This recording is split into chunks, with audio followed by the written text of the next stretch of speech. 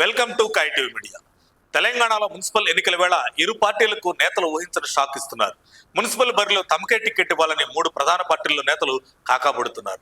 చాలా కాలంగా పార్టీ కోసం పనిచేసి ఇప్పుడు టికెట్ దక్కని నేతలను అగ్రనేతలు బుజ్జగిస్తున్నప్పటికీ కొందరు దారికి రావడం లేదు. తాము పార్టీ కోసం ఏళ్ల తరబడి కష్టపడ్డామని, తమకే ఈసారి అవకాశం ఇవ్వాలని, లేదంటే రాజీనామా చేస్తామని తేల్చి చెప్పడంతో బీఫామ్ కన్ఫర్మ్ అయిన అభ్యర్థులు టెన్షన్ పడుతున్నారు. కార్పొరేషన్ మేయర్, మున్సిపల్ చైర్మన్ పీఠం ఆశిస్తున్న కొందరు అభ్యర్థులు తమ డివిజన్లో రెబల్స్ బెడద లేకుండా చూసుకునేందుకు వారికి 1 లక్ష నుంచి 3 లక్షలు ఇచ్చి ఒప్పిస్తున్నారట. ఈ క్రమంలోనే రాజన్న సిరిసిల్ల జిల్లాలోని వేములవాడలో బీఆర్ఎస్ కు ఎదురు దెబ్బ తగిలింది.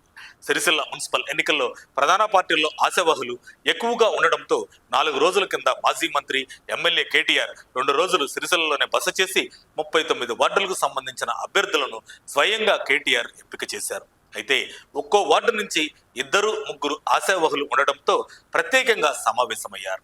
పలువురికి నచ్చజెప్పినప్పటికీ చాలా రోజులుగా పార్టీలో ఉన్నామని అవకాశం ఇవ్వాలని కోరారు. ఇందులో కొందరు ఇండిపెండెంట్ గా నామినేషన్ వేశారు.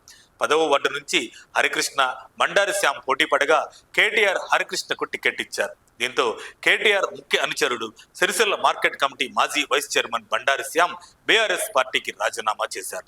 సిరిసిల్ల మున్సిపల్ 10వ వార్డుకు బీఆర్ఎస్ టికెట్ ఆశించిన నాకు పార్టీలోని దడిదల శ్రావణరావుతో పాటు మరికొంతమంది కలిసి టికెట్ ఇవ్వకుండా చేశారని ఆయన ఆరోపించారు. 17 ఏళ్ల పాటు కేటీఆర్ గెలుపు కోసం బీఆర్ఎస్ పార్టీ కోసం నమ్మకంగా పనిచేశానని, కేటీఆర్ నాకు నమ్మించి నమ్మక ద్రోహం చేశారంటూ శ్యామ్ ఆవేదన వ్యక్తం చేశారు. ఇప్పటికైనా సిరిసిల్ల ఎమ్మెల్యే కేటీఆర్ ఆలోచించి కార్యకర్తలు, నాలాంటి నాయకులు పార్టీలో నుంచి బయటకు వెళ్లకుండా ఉండాలంటే బీఆర్ఎస్ పార్టీలో నమ్మక ద్రోహం చేస్తున్న కొంతమంది నాయకత్వ ముఠాను పక్కకు పెట్టాలని అన్నారు.